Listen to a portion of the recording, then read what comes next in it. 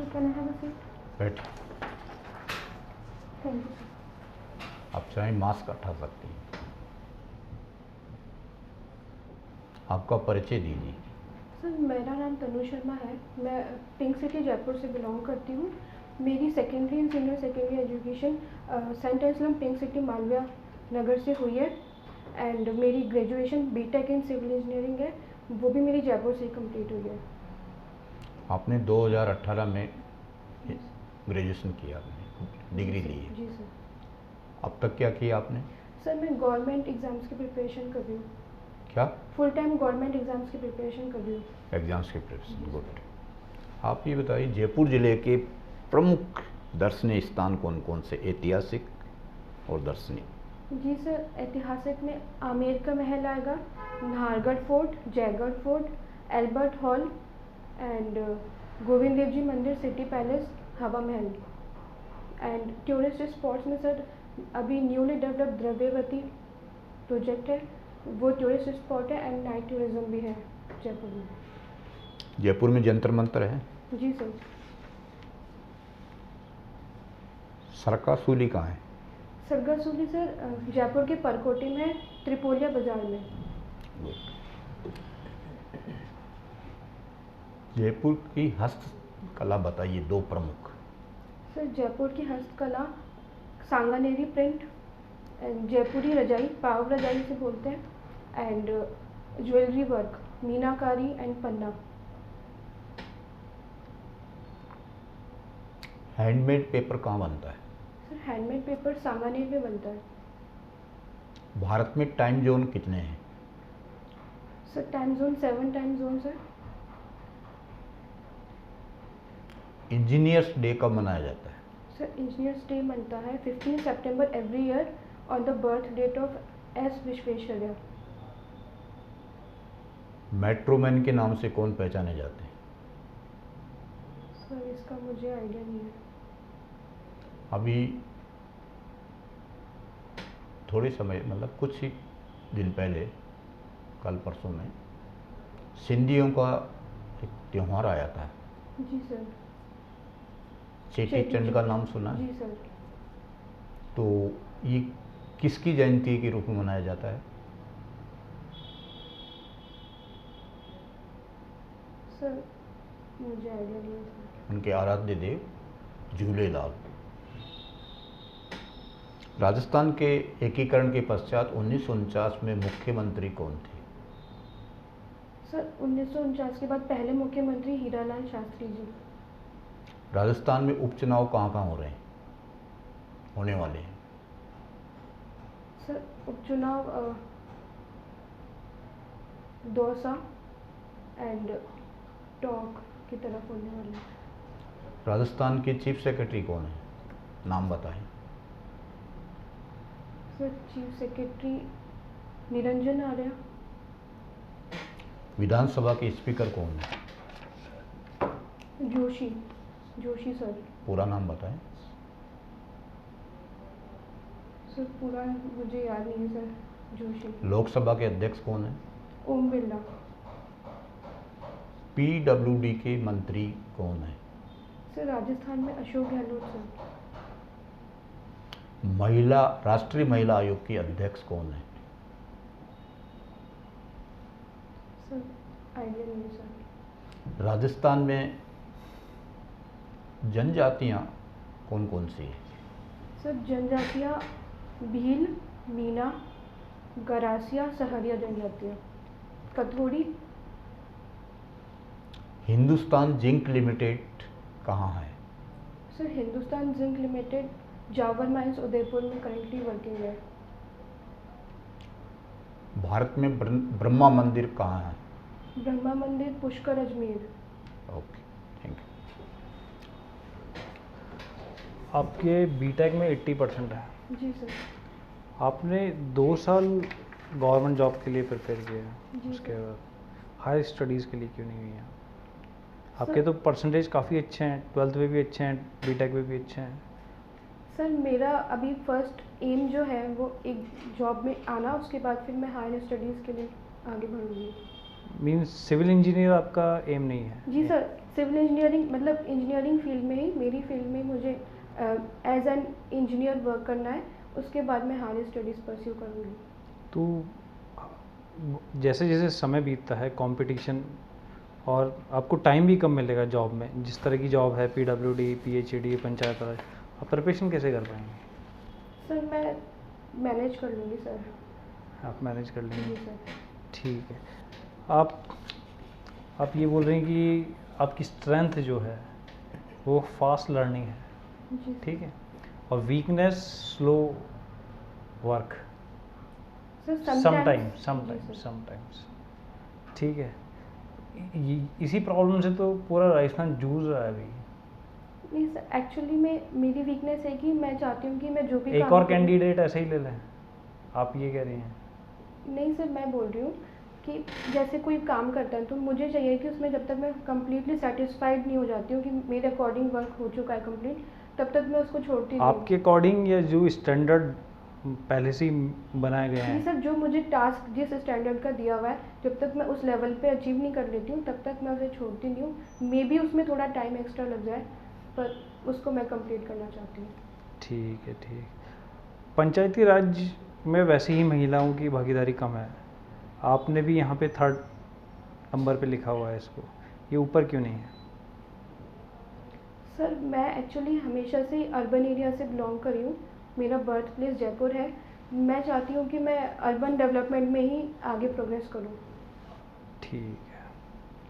कौन कौन से सब्जेक्ट आपने तैयार किए हैं? Soil and irrigation, hydrology.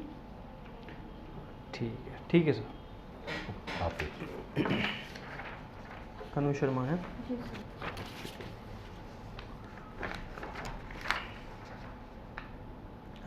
आपकी 10th में कितनी परसेंटेज थी?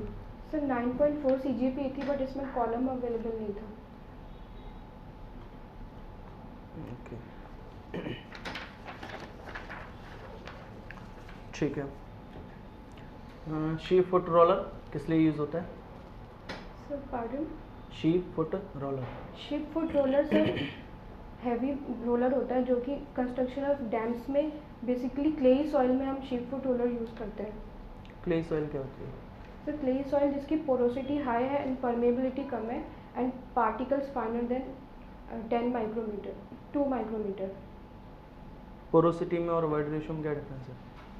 सर पोरोसिटी मीन्स कि सॉइल में कितने ऐसे वर्ड्स अवेलेबल हैं जो वाटर या किसी भी फ्लूइड को होल्ड कर सके, एंड वॉइड रेशियो मीन्स जो भी वॉइड वॉल्यूम अवेलेबल होती है, void volume available upon volume of the solid particles. Solid जी पार्टिकल्स। सर। प्रेफरेबल कौन सा होता है? Void ratio. Word ratio. जी सर। क्यों? सर ये एब्सोल्यूट क्वांटिटी होती है, क्योंकि वॉल्यूम ऑफ सॉलिड्स हमेशा कांस्टेंट रहेगा, but volume of soil change हो जाता है अगर वॉइड रेशियो में चेंज होता है तो। डिग्री ऑफ सैचुरेशन की मैक्सिमम वैल्यू क्या हो सकती है? 100%। 100%? जी सर। उससे ज़्यादा नहीं हो सकती?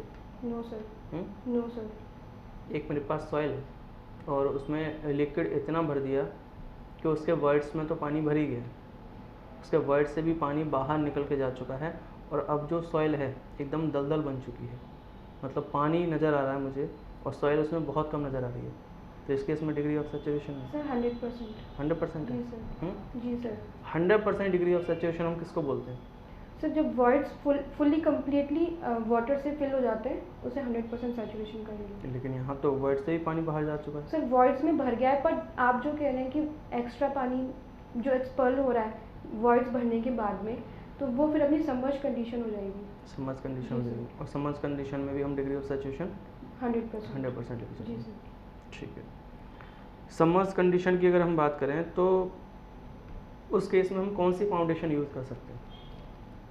सर सबमर्ज कंडीशन में वेल फाउंडेशन यूज़ कर सकते हैं। Well foundation. जी सर। वेल में कौन सी? सर ओपन वेल भी कर सकते हैं एंड क्लोज वेल भी कर सकते हैं। अच्छा, reason? Reason? Sir submerge condition में एक्चुअली वाटर का बॉइंट फोर्स भी लगेगा स्ट्रक्चर के ऊपर, तो उसको एक्स्ट्रा सपोर्ट देने के लिए हम वेल फाउंडेशन लेते हैं, क्योंकि वो एक हैवी फाउंडेशन होता है। राफ्ट फाउंडेशन कहाँ पे यूज़ होगी? सर राफ्ट फाउंडेशन होगी, शैलो सॉइल है एंड लोड जो स्ट्रक्चर का आ रहा है वो अपना सॉइल बेयरिंग कैपेसिटी से ज़्यादा हो रहा है, तो हम राफ्ट फाउंडेशन प्रोवाइड कराएंगे। अच्छा, राफ्ट फाउंडेशन जो है वो डीप फाउंडेशन का टाइप है या शैलो? Shallow foundation. शैलो का है। डीप फाउंडेशन का टाइप कुछ? Piles foundation. पाइल फाउंडेशन कहाँ पे यूज़ करेंगे? सर पाइल फाउंडेशन वहाँ पे यूज़ करेंगे जहाँ सॉइल जो है वो लूजली पैक्ड है एंड उसकी बेयरिंग कैपेसिटी बहुत कम है इन केस ऑफ क्लेज, एंड जो भी लैंड फिलिंग साइट्स होती है वहाँ पे पाइल फाउंडेशन यूज़ करेंगे सो दैट हमें एक हार्ड बेयरिंग स्ट्रेटा नीचे प्रोवाइड हो सके। अच्छा, कंसोलिडेशन से क्या समझते हैं? Consolidation is the expulsion of pore water pressure and soil particles readjustment. Readjustment, जी सर। ठीक है। और compaction? Compaction is the expulsion of air from the voids of the soil. Specific gravity क्या डिफाइन करता है? Specific gravity is the ratio of the density of a certain solid with respect to water. With respect to Density of water. water water at standard temperature कितना होता है? 4 degree Celsius. अगर हम बात करें स्पेसिफिक ग्रेविटी के लिए soil में कौन कौन से टेस्ट किए जाते हैं?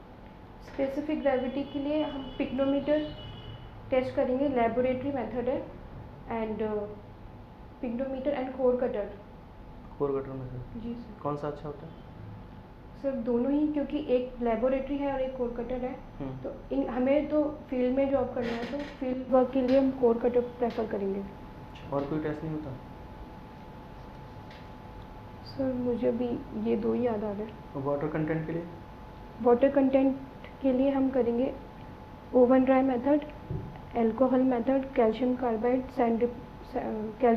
Method, sand bath method, sand bath method. ये यूज़ कर सकते हैं। जी सर। ठीक है। क्विक मेथड कौन सा होता है इनमें से? कोई होगा कैल्शियम कार्बाइड मेथड। क्यों? सर उसमें कैल्शियम कार्बाइड से रिएक्ट करेंगे सॉइल सॉलिड्स एंड वाटर जो है वो एवेपोरेट हो जाता है। अच्छा, तो इवेपोरेट हो जाएगा तो फिर वाटर कंटेंट कैसे निकालेंगे? सर जो हम इनिशियल वेट लेंगे और जो फाइनल वेट होगा उसका डिफरेंस वाटर कंटेंट शो करेगा। अच्छा, ठीक है। कैनेडीज और लेसिस की थ्योरी क्या है? Sir Kennedy's and Lacey's theory line canals के लिए हम यूज़ करते हैं, डिज़ाइन ऑफ लाइन कैनाल्स के लिए। एंड कैनेडीज थ्योरी बेसिकली एक ट्रायल एंड एरर मेथड है, and Lacey's theory empirical formulas पे बेस्ड है जो सर्टेन कैनाल्स के डेटा से बनाया गया है। और कोई डिफरेंस अजम्पशन के? जी सर, अजम्पशन में जो कैनेडीज थ्योरी है उसमें ना कोई भी रिजाइन की बात नहीं होती है, silt grade and silt charge के बारे में उसने कोई डेफिनेशन नहीं दिया है, एंड ये ट्रायल एंड एरर मेथड है, सो रेडिकुलस हो जाता है और टाइम कंज्यूमिंग होता है और रिजल्ट हमें एक्यूरेट नहीं मिल पाता है। ठीक है। और एंड लेसिस थ्योरी में silt charge and silt grade consider तो किया है पर प्रॉपरली डिफाइन नहीं किया गया है। एंड लेसिस थ्योरी में टाइप्स ऑफ रिजाइम दिए हुए हैं 3 टाइप्स के, initial regime, true regime and final regime, but Lacey's theory only applicable for true and final regime, and in practical conditions true and final regimes are not found. Strength of material पढ़ा है? जी सर। Stress strain curve होता है उसमें? जी sir.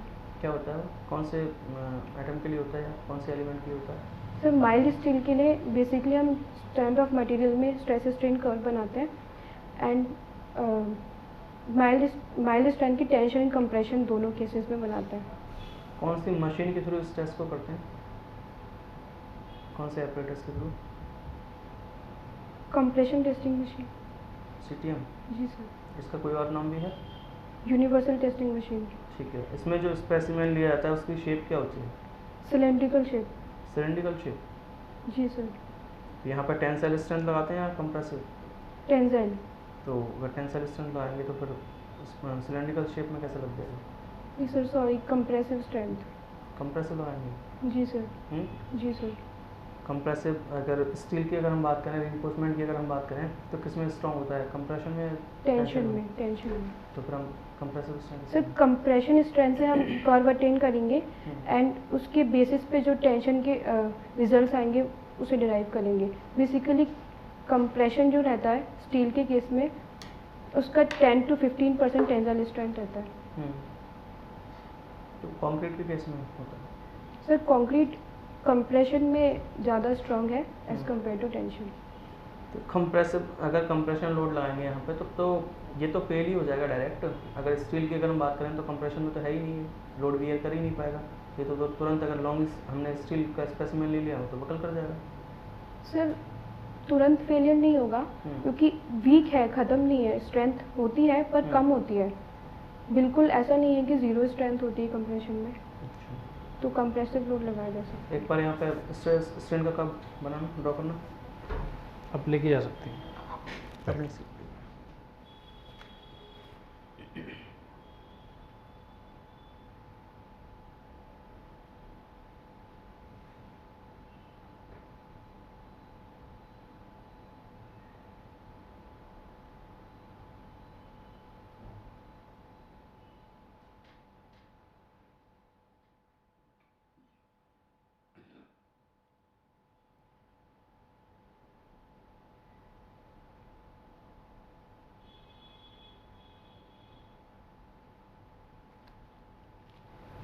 Points को indicate कीजिए यहाँ पर।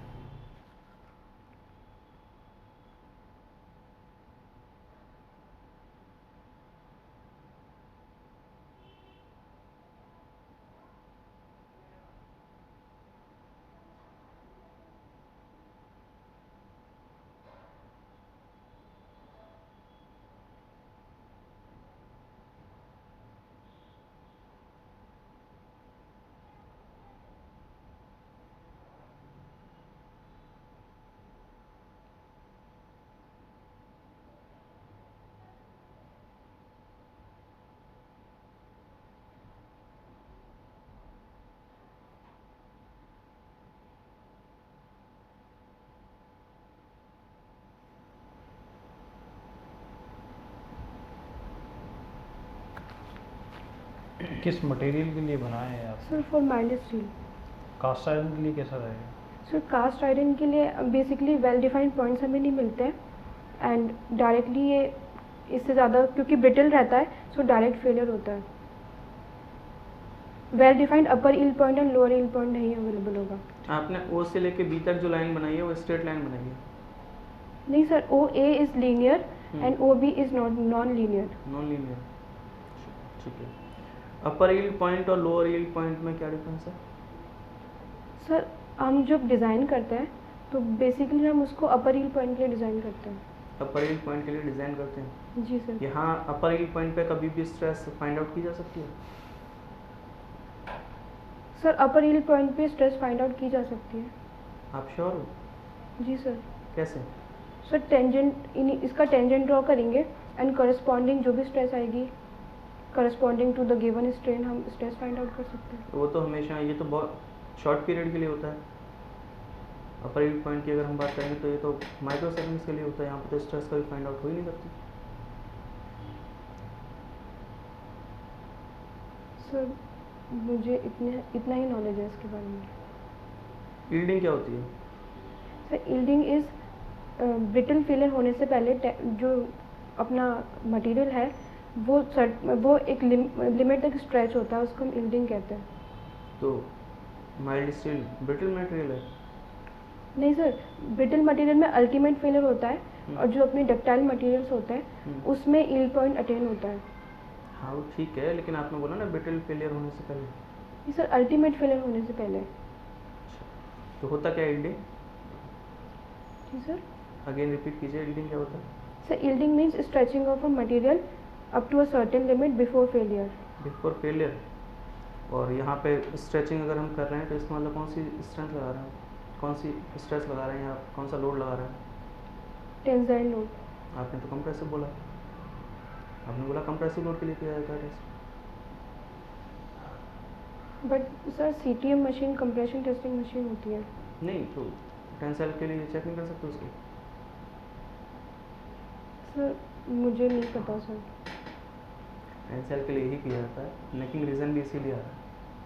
अगर मैं इस स्पेसिमेन को अगर मैं ऐसे खींचूंगा तभी तो ये यहाँ से पतला होगा, तभी तो नेकिंग क्यों बोल रहे हैं? हमारे बॉडी के अगर हम ऊपर से लेकर नीचे तक अपने आप को देखेंगे तो ये पार्ट जो होता है सबसे पतला होता है, इसलिए नेकिंग रीज़न बोलते हैं उसको। जी सर। स्पेसिमेन ब्रेक होने से पहले नेकिंग रीजन यहाँ पे हो जाएगा, इसलिए। और ये कब होगा? टेंसाइल लोड लगाऊंगा। अगर मैं इसमें कंप्रेसिव लोड लगाऊंगा तो यहाँ पे इकट्ठा होता जाएगा, एक्यूमुलेट होता जाएगा, तो यहाँ से फेल कैसे होगा? ठीक है ना, तो कॉन्सेप्ट थोड़ा सॉरी सा सर। ठीक है। ये ओके तो एक हाँ सर बिल्कुल। ये बताइए, डक्टाइल मटेरियल जो है वो टेंशन में कहाँ पे फेल होता है? सर डक्टाइल मटेरियल टेंशन में 90 डिग्री पे फेल होगा। 90 डिग्री पे? जी सर। श्योर? ठीक है। ओके, आपका इंटरव्यू और अब आपका असेसमेंट सुझाव जो देना चाह रहे हैं। और आप कुछ पूछना चाहें तो? आपको कुछ पूछना? आप कुछ जानना चाहती हैं? सर टेक्निकल में कितना बेसिक से कितना ऊपर तक तैयारी नहीं, करनी आपकी चाहिए? वो कोई दिक्कत नहीं है। मतलब ठीक है, आपका टेक्निकल ठीक है, बट कहीं ना कहीं थोड़ा चीज़ों में अगर एक बार अगर गलत आंसर दे दिया ना आपने, तो इंटरव्यू इसी चीज़ को पकड़ेगा जो मैंने पकड़ा। उसी में मैंने आपने जैसे कंप्रेसिव बोला, तुरंत मैंने पूरा डायग्राम ड्रॉ करा लिया आपने आपसे और गलत साबित कर दिया। तो गलत वर्ड वहाँ पे यूज़ नहीं करना। फंसने के जो चांसेस हैं वो यही है। इंटरव्यूअर 2 मिनट में पकड़ लेगा कि आप बस यहीं जहाँ आप गलत हुए ना, बस वहीं से आपको खींच ले जाएगा कि हाँ यहाँ से आप गलत हुए, और वहीं आप खुद ही बोल दोगे वहाँ पे हाँ सर, ये थोड़ा सा दिक्कत है। तो इससे तो पहले थोड़ा सा अगर श्योर नहीं हो, आप वहीं रुक जाते तो मैं यहाँ तक आता ही नहीं। Okay sir. ठीक है ना, जैसे मैंने पूछा कि शेप कैसी होती है, तो अगर आप वहीं रुक जाते, आप बोलते गए, मैं आपको लेते चल गया। ठीक है ना। जी सर। डंबल शेप का होता है स्पेसिमेन जो होता है, ओके सर। तब जाकर उस पर लोड लगाया जाता है टेंसाइल। ठीक है ना, पढ़ना करते हैं। सर एक डाउट और, क्योंकि मैंने अब तक प्रैक्टिकल वर्क एक्सपीरियंस नहीं किया है, तो उसके लिए मैं इंटरव्यू के लिए क्या अलग से प्रिपरेशन करूं जो प्रैक्टिकल वाला पोर्शन मेरा कवर हो जाए? समझा नहीं। इंटर्नशिप नहीं लिखी है आपने इसमें? इंटर्नशिप प्रोजेक्ट वगैरह से रिलेटेड? सर बीटेक में तो किया था, मतलब आफ्टर बीटेक मैं कम्प्लीटली फुल टाइम प्रिपरेशन कर रही हूँ, तो मेरा मतलब वर्क एक्सपीरियंस अभी ज़ीरो है। नहीं, तो आपका इंटरव्यू बीटेक में चलेगा।